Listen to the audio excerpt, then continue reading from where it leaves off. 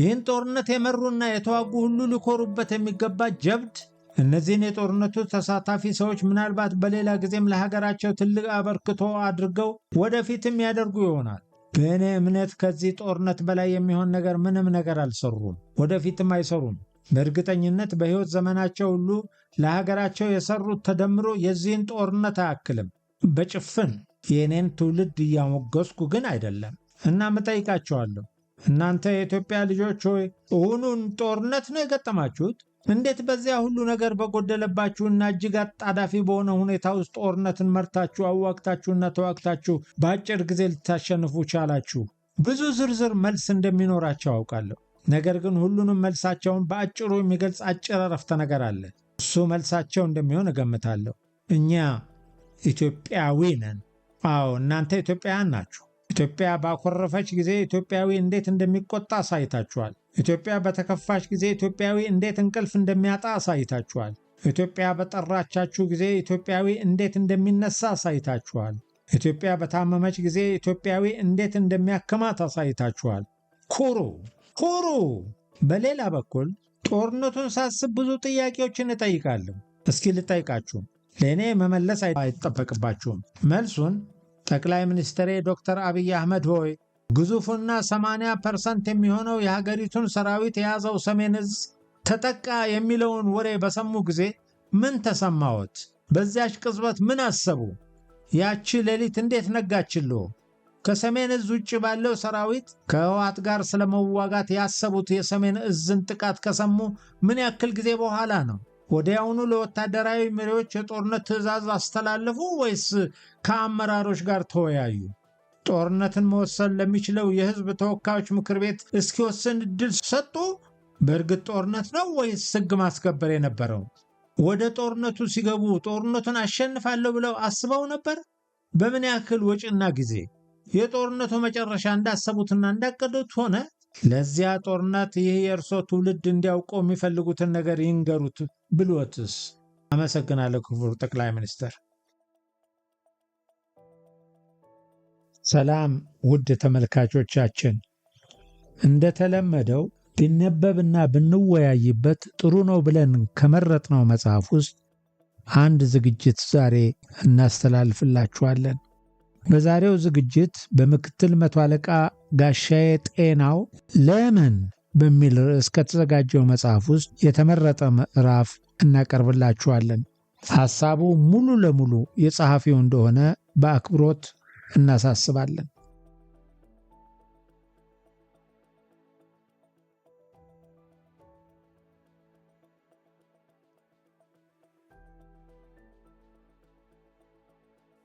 ምዕራፍ 2 ባለ ዕዳ ነኝ። ሰው ራስ ወዳድ ነው አይደል? ለነገሩ ራሱን ማን ይጠላል? በእርግጥ ራስን መውደድና ራስ ወዳድነት ይለያያሉ አይደል? ደግሞ የተካደው ሰሜን ዕዝ ቅጽ 1 መጽሐፌን ስታነቡ ቻቻው ራስ ወዳድ ነው እንዴ የሚል ጥያቄ ልትጠይቁ እንደምትችሉ የገባኝ አሁን ነው። በእርግጥ ጠይቃችሁ ከሆነ ልክ ናችሁ፣ ያስጠይቃልና። ያኔ ታፍነን በነበረበት ሰዓት ሁልጊዜ የምንጠያየቀው ነገር መቼ ነው ሰራዊቱ ደርሶ ነፃ የሚያወጣን የሚል ነበር። የምንመኘውና የምንሳለውም ይህንኑ ነበር እና በቅጽ 1 መጽሐፌ የጻፍኩት ይህን ምኞታችን ብቻ እንጂ ምኞታችን እንዲሳካ ስዕለታችን እንዲሰምር ምን ያክል ዋጋ ይከፈላል የሚለውን ትንሽ እንኳን አልጻፍኩም። በወቅቱ እኔና ጓደኞቼ ነፃ ስለመውጣታችን እንጂ እኛን ነፃ ለማውጣት የሚከፈለውን ውድ መስዋዕትነትና ዋጋ ዘንግተነው ነበር። ይኸው ያ ውድ ዋጋና መስዋዕትነት አሁን ተገለጠልኝ። እናም ጸጸተኝ። ከኮምቦልቻ ደሴና ወልዲያን አልፌ ባላማጣ መቀሌ ገብቼ ሰነባበትኩ። በመቀሌ ውቅሮን አልፌ አዲግራት ደረስኩ። እንቅስቃሴዎቼ በጥንቃቄና ታጥቄ ነው። እስካሁን ያጋጠመኝ ችግር የለም። በጉዞዬ ማንም አላስቆመኝም። ከየት ወዴት እንደሚሄድ የጠየቀኝም የለም። ከወር በፊት የነበረውና የአሁኑን የትግራይን ሁለት መልክ አየሁና አሰብኩ፣ አሰላሰልኩ። የበፊቱንና የአሁኑን እንቅስቃሴን አነጻጽሬ ሁለት ትዝብት ታዘብኩ። ትዝብቶቼ አንደርድረው የህዳሩ ጦርነትና የሰሜን ዕዝ ጥቃትና አፈና ውስጥ ከተቱኝ። እናም ስለዚያ ጊዜ አብዝቼ አሰብኩ። አሁን ያለሁት ትግራይ ውስጥ ነው። ለዛውም በነፃነት እንዳሻኝ እየፏለልኩ። አሁን ማንም አይናገረኝም። ወታደርነቴን አክብሮ ተቻችለን መዋል ማደር ከቻልን እሰየው። ካልሆነም ግን እንደ ካሁን በፊቱ የሚናገረኝና የሚተናኮለኝ ካለ የያዝኩት ክላሽ እሳት ስለሆነ እጋረፍበታለሁ። ከአንድ ወር በፊትም እዚሁ ትግራይ ውስጥ ነበርኩ። ግን ያኔ እንደዚህ አልነበረም። ያኔ ክላሽ ይዤ በየትኛውም የትግራይ ከተማ ሆነ አካባቢ እንደ ልቤ መንቀሳቀስ አልችልም ነበር። ከአንድ ወር በፊት የፌዴራል መንግስት ወታደር ሆኜ ሳለ በትግራይ ክልል ባለስልጣናት የምታዘዝና የምንቀሳቀስ ግማሽ ወታደር ነበርኩ። ወታደር የሚለው ስያሜና የወታደራዊ ዩኒፎርሜ ብቻ ያለኝ ግማሽ ወታደር። ያኔ ሌላው ቀርቶ በታጠቅኩት ክላሽና መሳሪያ ራሱ ማዘዝ አልችልም ነበር። ያኔ በህወሓት ቁጥጥር ስር ያለው የኢትዮጵያ ወታደር ነበርኩ። አሁን ከአንድ ወር በኋላ በፊት የነበሩኝ ብዙ ነገሮች የሉኝም። የተሟላ ወታደራዊ አልባሳት የለኝም። የተሟላ ትጥቅ የለኝም። መኖሪያ ካምፕ የለኝም። በፊት ይሄ ሁሉ እያለኝ ግማሽ ወታደር ነበርኩ። አሁን ይሄ ሁሉ ነገር ሳይኖረኝ ግን ሙሉ ወታደር ሆኛለሁ። የኢትዮጵያ ወታደር። ወዳጄ ሆይ ለመሆኑ የሙሉነትና ጎዶሎነት መስፈርት ምንድን ነው? ሙሉ መስለህ እየታየህ ጎዶሎ ሆነህ ከምትገኝ፣ ጎዶሎ መስለህ እየታየህ ሙሉ ሆነህ ተገኝ። ህወሓት ጥቅምት 24 ቀን 2013 ዓ.ም ዕለተ ማክሰኞ ሌሊት 8 ሰዓት አዲግራት በነበረው ካምፓችን ላይ ተኩስ ሲከፍትም ሆነ ከዚያ ቀጥሎ በነበሩ ታፍኜ በሰነበትኩባቸው ቀናት ከጎዶሎነቴ ወደ ሙሉነቴ እንዴት እንደምሻገር አንድም ቀን አስቤው አላውቅም ነበር። ያኔ የማስበው በህይወት ስለመትረፍ ብቻ ነበር። ከዚህም አልፎ የመከላከያ ሰራዊቱ ትግራይን ተቆጣጥሮ ታፍነን የነበርነው የሰሜን ዕዝ አባላት ነፃ ስንወጣ እንኳ ማን ነው ነፃ ያወጣን? እኛን ነፃ ለማውጣት ምን ያክል መስዋዕትነት ተከፈለ? የሚሉትን ጥያቄዎች አልጠየቁም ነበር። ያኔ በህይወት ቆይቼ ከአፈና በመውጣቴ ድብልቅልቅ ደስታ ውስጥ ስለነበርኩ ያለፍኩበት ስቃይና መከራ ብቻ ነበር አእምሮዬን የሞላው። ከዚያ ስቃይና መከራ እንድወጣ ያደረገኝን አካል አለማስታወሴ ራስ ወዳድነት ሳይሆን እንደማይቀር አሰብኩና ትንሽ እፍረት ተሰማኝ። ይህ የሰዎች ደካማ ጎን ይመስለኛል። በክፉ ጊዜ የደረሱልንን መልካሞቻችንን መዘንጋት። አሁን ሳስበው ብዙ ውለታ ያለብኝ ባለዕዳ ነኝ ለካ። እኔ ከመከራና ስቃይ ወጣ ዘንድ በርካታ ጓዶቼ ብዙ ተሰቃይተዋል። እኔ ከረሃብና ውሃ ጥም ወጣ ዘንድ ብዙ ጓደኞቼ እየተራቡና እየተጠሙ ተወግተውልኛል። እኔ ከታፈንኩበት አስቀያሚ ውሎ አዳር እወጣ ዘንድ ብዙ ጓዶቼ እጅግ አስቸጋሪና አስቀያሚ በሆነ መልክዓ ምድር ውስጥ ወጥተዋል፣ ወርደዋል። እኔ በሕይወት እሰነብት ዘንድ ብዙ ጓደኞቼ ሕይወታቸውን ገብረውልኛል። የእነሱ ባለ ዕዳ ነኝ። እውኑን ዕዳዬን መክፈል እችላለሁ? ይህን ዕዳዬን ነው ዘንግቼው የሰነበትኩት። ራስ ወዳድ መሆኔ አሳፈረኝ። የእኔን በሕይወት መኖር እያሰብኩ ስደሰት ለእኔ በሕይወት መኖር ያለፉ ጓደኞችን መዘንጋቴ አሳፈረኝ። ዕዳን መክፈል አለመቻል መታመም ነው። ባለ ዕዳ መሆንን መዘንጋት ግን መሞት ነው። እኔ ዕዳዬን እየዘነጋሁኝ ነኝ ያለው መሰለኝ እንጂ ሞቻለሁ። መኖሬ ዕዳዬን እንድከፍል፣ ለእኔ መኖር ያለፉትን እንድዘክር፣ ለእኔ ድሎት የተሰቃዩትን እንዳመሰግን ካልሆነ ትርጉሙ ምን ላይ ነው? እኔ ሞቻለሁ። በሕይወት ያሉት እነዛ ለእኔ መኖር በአካል ያለፉ ጓዶቼ ናቸው። እነሱ በአካል ለእኔ ሲሉ ቢሰውም በመንፈስ ግን አሉ። እነሱ በመንፈስ ያሉት ከእኔ በአካል ካለሁት በእጅጉ ይበልጣሉ። ይህ ያሳፍረኛል። አናኗርህ በሕይወት ከሌለ ሰው በታች እስከሚሆን አትጠብቅ። ማርፈድ ከመቅረት ይሻላል ይላል ያገሬ ሰው። መቼም ዕዳ እንዲኖርብኝ አልፈልግም። ዕዳዬን መክፈል የምችልበት እድሉም አቅሙም አለኝ። እሱን ለከፈሉልኝ ዋጋ ክብር መስጠትና ማመስገን ነው። የእኔ ባለውለታዎች ስራቸው ብዙ ነው። ሕይወትን ያክል ውድ ነገር የሚያስከፍልን ስራ በቃላት መግለጽ ከባድ ቢሆንም ያለውን የወረወረ ፈሪ አይባልም በሚለው የሀገሬ አባባል እኔም ያለልኝን ከመወርወር ወደ ኋላ አልልም። ምክንያቱም ዝም ካለ የሞከረ በእጅጉ ይሻላል። ሙከራን እደግፋለሁ። ሁሉም ነገር የተገኘውና የሚገኘው ከሙከራ ነው። ያልሞከረ የትም መድረስ አይችልም። ያልሞከረ ምንም አይነት አዲስ ነገር መስራት አይችልም። እኛ ደግሞ ያለመሞከር አባዜ የተጠናወተን ሰዎች ነን። እኔ ግን እሞክራለሁ። ባይሳካልኝ እንኳን ቢያንስ ካልሞከሩት እለይበታለሁ። የሞከረንና ያልሞከረን በአንድ ሚዛን ማመዘን እስካልቆመ ድረስ የሙከራዬን ውጤት አያለሁ ብዬ ባላስብም። አዎ ብዙዎቹ ለእኔ ነፃ መውጣት ሕይወታቸውን ከፍለዋል። ብዙዎቹ ለእኔ ሙሉ ሆኖ መገኘት በብዙ ጎድለዋል። ዘላለማዊ ክብር ለነሱ ይሁን። ከዚህ ባለፈ ግን ስለ ጦርነቱ ሳስብ ብዙ ጥያቄዎች ወደ አእምሮዬ ይመጣሉ እና እንዴት፣ መቼ እንደሚመለስ ባላውቅም እንዴት፣ ለምን፣ ማን፣ መቼ፣ በምን፣ የት ብዬ ጠይቃለሁ። የህዳሩ ጦርነት ከጥቅምት 24 እስከ ህዳር 19 ቀን ለእኔ ተአምር ነው። ይህን ጦርነት የመሩና የተዋጉ ሁሉ ሊኮሩበት የሚገባ ጀብድ። እነዚህን የጦርነቱ ተሳታፊ ሰዎች ምናልባት በሌላ ጊዜም ለሀገራቸው ትልቅ አበርክቶ አድርገው ወደፊትም ያደርጉ ይሆናል። በእኔ እምነት ከዚህ ጦርነት በላይ የሚሆን ነገር ምንም ነገር አልሰሩም፣ ወደፊትም አይሰሩም። በእርግጠኝነት በሕይወት ዘመናቸው ሁሉ ለሀገራቸው የሰሩት ተደምሮ የዚህን ጦርነት አያክልም። በጭፍን የእኔን ትውልድ እያሞገስኩ ግን አይደለም። እናም እጠይቃቸዋለሁ፣ እናንተ የኢትዮጵያ ልጆች ሆይ እውኑን ጦርነት ነው የገጠማችሁት? እንዴት በዚያ ሁሉ ነገር በጎደለባችሁና እጅግ አጣዳፊ በሆነ ሁኔታ ውስጥ ጦርነትን መርታችሁ አዋግታችሁና ተዋግታችሁ በአጭር ጊዜ ልታሸንፉ ቻላችሁ? ብዙ ዝርዝር መልስ እንደሚኖራቸው አውቃለሁ። ነገር ግን ሁሉንም መልሳቸውን በአጭሩ የሚገልጽ አጭር አረፍተ ነገር አለ። እሱ መልሳቸው እንደሚሆን እገምታለሁ። እኛ ኢትዮጵያዊ ነን። አዎ፣ እናንተ ኢትዮጵያውያን ናችሁ። ኢትዮጵያ ባኮረፈች ጊዜ ኢትዮጵያዊ እንዴት እንደሚቆጣ አሳይታችኋል። ኢትዮጵያ በተከፋች ጊዜ ኢትዮጵያዊ እንዴት እንቅልፍ እንደሚያጣ አሳይታችኋል። ኢትዮጵያ በጠራቻችሁ ጊዜ ኢትዮጵያዊ እንዴት እንደሚነሳ አሳይታችኋል። ኢትዮጵያ በታመመች ጊዜ ኢትዮጵያዊ እንዴት እንደሚያክማት አሳይታችኋል። ኩሩ ኩሩ።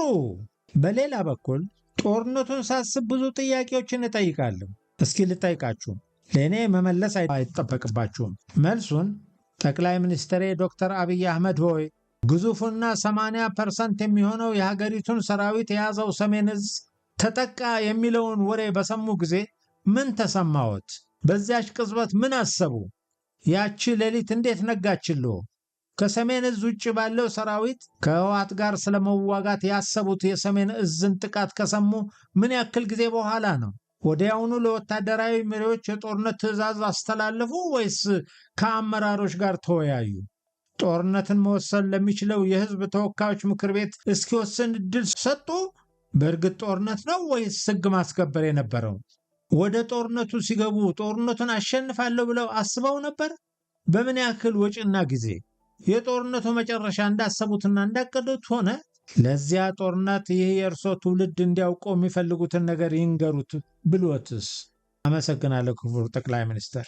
የጦር ኃይሎች ጠቅላይ ኤታማዦር ሹም ፊልድ ማርሻል በወቅቱ ጀነራል ብርሃኑ ጁላ ሆይ፣ ከጥቅምት 24 ቀን በፊት እርሶ ምክትል ኤታማዦር ሹም ነበሩ። የሰሜን ዕዝ ጥቃት በተሰማበት ወቅት ቅጽበት ኤታማዦር ሹም ሆነው ተሾሙ። ይህ ሹመት በዚያ ጭንቅ ወቅት የተሰጠው በምን አግባብ ይሆን? ምንስ ተሰማዎት? በዚያ ፍጥነት የተሰጠውን ኃላፊነት ይዘው ወደ ጦርነት ሲገቡ ምን ያክል ዝግጁ ሆነው ነበር? ለረዥም ዓመታት በህወሓት ሰዎች ይዘወር የነበረውን የመከላከያ ተቋም መምራት ፈተናው ምን ነበር? ፈተናውንስ ተወጡት ወይስ ሌላ ፈተና ውስጥ ገቡ? ከተጠቃው የሰሜን ዕዝ ውጪ የነበረው ሰራዊት እጅግ ትንሽ እና በቁጥርም በወታደራዊ አቅምም ከአጠቃላይ የሀገሩ ሰራዊት ከግማሽ በታች ነበር። ይህን ሰራዊት ይዘው ወደ ጦርነት ሲገቡ ያጋጥመኛል ብለው ያሰቡት ከባድ ፈተና ምን ነበረ? ጦርነቱን እናሸንፋለን ብለው አስበው ነበር? ያውም ወር ባልሞላ ጊዜ። ስለ ጦርነቱ እኔና እንደኔ አይነት ወታደር ሊያውቀው ይገባል ብለው የሚያስቡት ነገር ካለ እባክዎ። አመሰግናለሁ ክቡር ፊልድ ማርሻል። የብሔራዊ መረጃ እና ደህንነት አገልግሎት ዳይሬክተር ጀነራል ተመስገን ጥሩነህ ሆይ፣ እርስዎ ከጥቅምት 24 ቀን 2013 ዓ.ም በፊት የአማራ ክልል ርዕሰ መስተዳደር ነበሩ። የሰሜን ዕዝ ጥቃት በተሰማበት ቅጽበት የብሔራዊ መረጃና ደህንነት ቢሮ ጀነራል ሆነው ተሾሙ። ኃላፊነቶን ሲቀበሉ ምን አይነት መስሪያ ቤት አገኙ? የተደራጀ ወይስ የተጠላለፈ? በጦርነቱ መስሪያ ቤቱ አበርክቶ ምንድን ነበር? መስሪያ ቤቱ ይህን ጥያቄ ስለጠየቅኩ ይመልስልኛል? መመለሱ ቀርቶ መልሶ አይጠይቀኝም አይደል? አመሰግናለሁ። ከሰሜን ዕዝ ውጭ የነበራችሁ ጀነራል መኮንኖችና የሰራዊቱ አመራሮች ሆይ፣ የሰሜን ዕዝ መጠቃቱን ስትሰሙ መጀመሪያ ወደ አእምሯችሁ የመጣው ምንድን ነበር? ወደ ጦርነት መግባት? ለጦርነት ግዳጅ ሲሰጣችሁ በምን አይነት ስሜት ተቀበላችሁት? ወደ ጦርነት ለመግባት የቸገራችሁ ነገርስ ምንድን ነበር? ጦርነቱን እናሸንፋለን ብላችሁ አስባችሁ ነበር? በጦርነቱ የከፈላችሁት ዋጋና ውጤቱ ተመጣጣኝ ነበር ወይ? ሌላ ልትነግሩኝ የምትፈልጉት ነገር ይኖር ይሆን? አመሰግናለሁ። ሰራዊቱ ሆይ፣ የሰሜን ዕዝ ሰራዊት ተጠቃ ሲባል ምን ተሰማችሁ? ተናደዳችሁ? እንዋጋ አላችሁ ወይስ ሰጋችሁ? ወደ ጦርነቱ ስትገቡ ጦርነቱን በዚያን ያክል ጊዜ እንጨርሳለን ብላችሁ አስባችሁ ነበረ? በመጨረሻሽ ምን ተሰማችሁ? እና ደግሞ ለሚመለከታችሁ ሁሉ ለመሆኑ እንዴት አንድ ወር ባልሞላ ጊዜ ህወሓት ተሸናፊ፣ ሰራዊቱ አሸናፊ ሊሆን ቻለ? ህወሓት ለምን ተሸነፈ? ይህ ለእኔ ከማስበውና ከምገምተው በላይ ነው። እንደኔ ህወሓት ማሸነፍ የሚችል ከሆነ የማሸነፊያ ጊዜው ይህ ጦርነት ነበር። በዚህ ጦርነት ህወሓት ከመንግስት በሰው ኃይልም ሆነ በመሳሪያ ይበልጥ ነበር። በአንጻሩ አብዛኛው አቅሙ የሆነው የሰሜን እዝ በህወሓት የተጠቃበት መንግስት አቅሙ አነስተኛ ነው። ነገር ግን መንግስት ባለው የሰራዊትና መሳሪያ ህወሓትን በሳምንት ውስጥ ወደ በረሃ ላከው። የህወሓት ሽንፈት እንኳን ለራሱ ለእኔም የማይታመን ነው። ለዓመታት ተዋጊውን አሰልጥኖ ለዓመታት የጦር መሳሪያውን ሲያደራጅ ኖሮ መንግስትን የማጥላላት ፕሮፓጋንዳ ለዓመታት በመስራት ህዝቡን ከጎኑ ለማሰለፍ ሲወጣ ሲወርድ ሰንብቶ በመጨረሻ የሰሜን እዝ በማጥቃት የእዙ ንብረት ከመሳሪያ እስከ ሎጂስቲክስ በሙሉ ዘርፎ ወር ባልሞላ ጊዜ ውስጥ ተሸነፈ። ይህ ተአምር ነው። ህወሓት ሆይ ለምን ተሸነፍክ? መልስ ምን ሊሆን ይችላል? ግን ከእነዚህ እንደማያልፍ እርግጠኛ ነኝ። ህወሓት ሆይ አንተ ተሸነፍከው የማያሻማውንና በግልጽ የሚታወቀው የሽንፈትህ ምክንያት የሰራዊቱ ጥንካሬና የወሰደብህ መራር እርምጃ ነው። ጦርነቱ በተጀመረ ወቅት ምንም እንኳን የመንግስት ሰራዊት በቁጥርም ሆነ በታጠቀው መሳሪያ አነስተኛ ቢሆንም ለማመን የሚከብድ ወኔና እልህ የታጠቀ ሰራዊት ነበር። ይህን እልህኛና ወኔያም ሰራዊት በፍጹም መቋቋም አልቻልክም። ሰራዊቱ የተዋጋው በቁጥር ብልጫ ወይም በታጠቀው መሳሪያ ብዛት አይደለም፣ በሞራል እንጂ። የሰሜን እዝ ጓዱን ያጠቃህበት ወታደር ምን ያክል እልከኛና ሞራላም እንደሆነ ላቦቱና ግለቱ ሲለመጠጥህ አይተዋል። አንተ ከዚያ የሚፋጅ ሰራዊት ፊት ቆመ የምትመክትበት ምንም አይነት የሞራልም የአካልም ጥንካሬ አልነበረህም። በአንጻሩ አንተ የሰሜን እዝን እንደ ቀልድ አጥቅተህ ሀገሪቱን ወደ ጦርነት ስታስገባ ለዓመታት ተዘጋጅተህና ተዋጊህን መልምልህ አሰልጥነህ አደራጅተህና አስታጥቀህ ቢሆንም ያኔ ጦርነቱ ሲጀመር ግን ወታደራዊ አሰላለፍ ሁሉ ጠፍቶብህ ነበር። ያን ያክል ለፍተህ ያዘጋጀኸውን ተዋጊ እንዴት ውጊያ ላይ ማሰለፍ እንዳለብህ አላወቅክም። ሌላው ቀርቶ ሞትለታለሁ የምትለውን የትግራይን መሬት ራሱ ማወቅ አልቻልክም። የትኛው ቦታ ላይ መከላከል፣ የትኛው ቦታ ላይ ማጥቃት፣ በየትኛው ግንባር በርከት ያለ ተዋጊ፣ በየትኛው ደግሞ አነስተኛ ተዋጊ ማሰለፍ እንዳለብህ እንኳን አላወቅክም እና ተዋጊህን ስህተት በሆነ የውጊያ አሰላለፍ አሰለፍክ። ተዋጊህን በሙሉ ማለት በሚቻል መልኩ በራያና በወልቃይት አካባቢ አሰለፍክ። ሌላው አካባቢ በተለይም በኤርትራ ድንበር በኩል ያለው እጅግ ሰፊ ግንባር ክፍት ነበር። ይህም የተዘጋጀህ መስለህ እንጂ ወደ ጦርነቱ በደመነፍስ እንደገባህ ያሳያል። በደመነፍስ የገባ ደግሞ መውጫ አያገኝም። ያው አንተም ተንቤን በረሃ ገብተህ መውጫው ጠበበ። ሁለተኛው ትዝብቴ አንተ የሰሜን እዝን ማጥቃት ከኢትዮጵያ መንግስት፣ ከኢትዮጵያ ህዝብና ከኢትዮጵያ ሰራዊት ቀርቶ ከራስህ ተዋጊና ከትግራይ ህዝብ ትልቅ ቅሬታ እንዲቀርብብህ አድርጓል። የሰሜን እዝ በማጥቃት የተናደደ ያዘነ አይሆንም ያለ ተዋጊህ፣ አመራርህ፣ ደጋፊ ነው ያልከው ህዝብህ የለም ወይ? በመጀመሪያ የሰሜን እዝን ለማጥቃት ስታስብ ጀምሮ ጥቃቱን ስትፈጽም በተለይ ለተዋጊህ የተሟላ መረጃ አልሰጠህም። ለምን? ተዋጊህ ሙሉ በሙሉ የሰሜን እዝ ጥቃትን እንደማይቀበለው ጠንቅቀ ስለምታውቅ። እናም ለተዋጊህ መረጃ ብትሰጥ እቅድህ ሊከሽፍ ይችላል፣ ወይም ተዋጊህ መልሶ ራስህ ሊያጠፋ ሁሉ እንደሚችል አስበህ ፈርተሃል። አልፈራህም? የገረመኝ ምናልባት ጥቃቱን በይፋ መናገር ከምስጢር አንጻር ጎጅነቱ ሊያመዝን ይችላል ብለህ እንደተውከው ባምንም፣ ነገር ግን በመጨረሻ የደረሰብህ ጉዳት ካሰብከው የባሰና የበለጠ እንዲያውም ያልገመትከው ሽንፈት ነው። እንዴት አወቅ ካልከኝ እንዴ የሰሜን እዝ ሲጠቃ ጥቃቱ ከደረሳቸው የሰሜን እዝ አባላት አንዱ እንደመሆኔ በወቅቱ የነበረውን ያንተን ታጣቂና የህዝቡን ስሜት በደንብ አይቻለሁ፣ ተረድቻለሁም። የራስህ ታጣቂዎች እንደነገሩኝ የሰሜን እዝን እንዲያጠቁ ጥይት እስከተኮሱባት ሰዓት አያውቁም። የሰሜን እዝን ካምፖች እንዲከቡ ሲነገራቸው እንኳን ማዕት ውሸትና ማጭበርበሪያ ተነግሯቸው ነው። ሻዕቢያ ሊያጠቃን ስለሆነ ለሰራዊቱ ጥበቃ እናደርጋለን፣ ሰራዊቱ እርስ በራሱ ሊታኮስ ስለሆነ መከታተል አለብን እና መሰል ውሸት ነግረህ ነው ወደ ሰራዊቱ ካምፕ እንዲሰማሩ ያደረግ። ውሸት ነው ይሄ። ያኔ ተዋጊዎቹ የሰራዊቱን ካምፕ ከበው ተኩስ ሲከፍቱ ለምን እንደሚተኩሱ፣ ማን ላይ እንደሚተኩሱ፣ የተኩሱ ዓላማ ምን እንደሆነ የሚያውቀው ተዋጊ ምን ያክል ነበር? ግማሹ ወደ ሰማይ ማስፈራራት የሚመስል ተኩስ፣ ግማሹ ደግሞ በቀጥታ ወደ ሰራዊቱ አልነበረም እንደሚተኩሰው። ይህ የሚያሳየው ተዋጊ ጦርነቱ በግልጽ ሲጀመር ለመዋጋት ፍላጎት አልነበረው። ይህን ደግሞ በተግባር አሳይቷል። ጦርነቱ ሲጀመር ግማሹ የታጠቀውን የጦር መሳሪያ እንደያዘው ወደ ቤቱ በመግባት ልብሱን ቀይሮ ተቀመጠ። ግማሹ ተማረከ። የተቀረው ከሶሮቃ እስከ መቀሌ ከ700 ኪሎ ሜትር በላይ ወደ ኋላ በመሮጥ መቀሌ ካንተ ዘንድ ደርሶ አድነኝ አለ። አንተ ያድነኛል ብለህ በየግንባሩ ያሰማራኸው ተዋጊ በቀናት ውስጥ በብርሃን ፍጥነት ወደ ኋላ ሮጦ መጥቶ አድነኝ አለ። ከዚህ በላይ ምን እፍረት፣ ከዚህ በላይ ምን ውርደት፣ ከዚህ በላይ ምን ሽንፈት አለ? አንተ ግን እንኳንስ ተዋጊህን የምታድንበት አቅም ቀርቶ ራስን መቆጣጠር የምትችልበት አቅም አልነበረህም። የሆነብህ የምታየው የምትሰማው ሁሉ የሚያናድድህ የሚያስቆጭ ሆነና ወደ ለጋ እብድነት ተቀየርክ። እብዱ ህወሓት ሆይ ስለምን አበድክ? ማሳበድን መረጥክ? ስለምን ብቻህን አታብድም? በእኔ እምነት በዚያ ጦርነት አንተ ብዙ ሰው አልሞተብህም። ተዋጊ ሸሼ፣ ጠፋ፣ ተበታተነ እንጂ አልሞተም። በድንገት በጀመርከው ጦርነት የሰሜን እዝ ጓዱን የገደልክበት፣ ያቆሰልክበት፣ ያፈንክበትና ያሰቃየህበት ሰራዊቱ እንደ ግስላ ተቆጥቶ ሲመጣብህ ፊቱ ልትቆም አልቻልክም። የዚህ ሰራዊት እንኳን ከባድ ምቱን የተቆጣ ፊቱን መቋቋም አቅቶህ እያለ የተዋጊ የተበላሸ እምነትና ዓላማ ጉዳይ ተጨመረበት። እናም ተዋጊ ፈራረሰና ተሸነፍክ። ሌላው ህዝቡ ነው። የትግራይ ህዝብ ከሰሜን እዝ ሰራዊት ጋር የቤተሰብ ያክል ቀረቤታ ያለው ነው። ክርስትና በማንሳትን የተዛመደ፣ በመጋባት ደም ለደም የተሳሰረ፣ ማህበርና ዓመት በዓል አብሮ በመብላት የተቀራረበ ነው።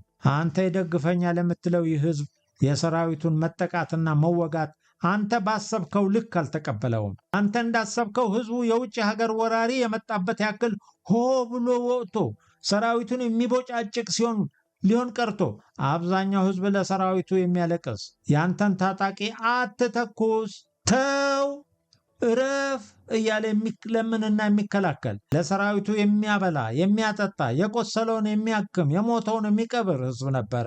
በእርግጥ እንደዚህ አይነት ለሰራዊቱ የቆመ እጅግ በርካታ ህዝብ ያለውን ያክል የአንተን ተልእኮ ይዞ ሰራዊቱን የወጋና ያስወጋም አለ። ነገር ግን አንተ ያሰብከውን ያክል ለዓመታት የጋትከውን ፕሮፓጋንዳ ያክል የተማመንከውን ያክል ከጎንህ የሚቆም ህዝብ አልነበረም። ይህ የተማመንክበት ህዝብ ርቆ ባዶ በረሃ ላይ ብቻን ስትቀር ምን ተሰምቶ ይሆን? ሌላኛው ነገር አንተ የሰሜን እዝን ስታጠቃም ሆነ እሱን ተከትሎ ወደ ጦርነት ስትገባ እንዳየሁና እንዳጎረርክብን አስበህበትና በቂ ዝግጅት አድርገህበት ሳይሆን እውነታው እንዲሁ በደመ ነፍስ ነው። መጀመሪያውኑ የሰሜን እዝን በስሜት አጠቃ እንጂ ለጥቃቱ ምንም አይነት ምክንያት ያለህ አትመስልም። ከፌዴራል መንግስቱ ጋር ስለተኳረፍኩ የሰሜን እዝን ሰራዊት የንዴት ማብረጃ አደረግከው። አለቅ እንጂማ ፍላጎትህና የመጨረሻ እቅድህ ምን እንደነበረ የምታውቅ አልነበርክም። ጦርነት ለምን እንደጀመርክ፣ የሰሜን እዝን የምታጠቃ ምን ለማግኘት ብለህ እንደሆነ፣ ጦርነቱ ሲጀመር የትግራይ ህዝብ በምን ያክል ደረጃ ሊደግፍህ እንደሚችል እና ጦርነቱን በምን ውጤት እንደምትጨርስ የተማመንክባቸውን ነገሮች አጥንተህና ለይተህ ቢሆን ኖሮማ መጀመሪያውንም የሰሜን እዝ ባላጠቃህ ነበረ። ጦርነቱንም ባልጀመርከው ነበር።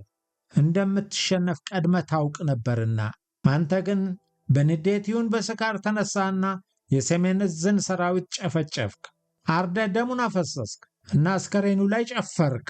ግን ጭፈራህን ሳትጨርስ በብርሃን ፍጥነት የመጣው ሰራዊት መደበቂያና መሸሸጊያ አሳጣ።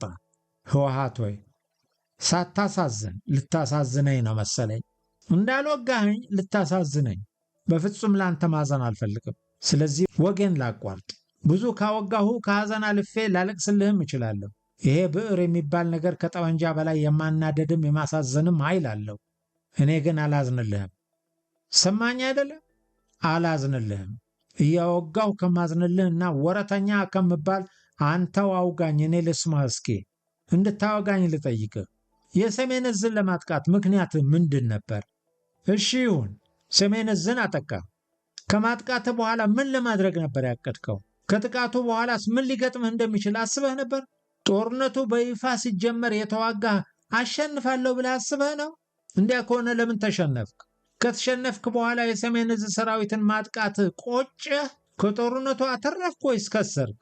መቼም ከጦርነት ማን ሲያተርፍ አይተህ ታውቃለህ የሚል መልስ ትመስልኛለህ ብዬ አላስብም። ስለቀረበው ሐሳብ በኢትዮጵያዊ ጨዋነት በኮሜንት መስጫ ሳጥን ውስጥ እንድንወያይ እንጋብዛችኋለን። ወደፊት የሚቀርቡ ዝግጅቶች ቀድመው እንዲደርሷችሁ ሰብስክራይብ እና ጆይን የሚለውን ቁልፍ ይጫኑት። ሌሎች እንዲቀርብ በምትፈልጉትን መጽሐፍት ዲስክሪፕሽን ሳጥን ውስጥ ባለው ኢሜይል ሊያደርሱን ይችላሉ። እናመሰግናለን። መልካም ቆይታ።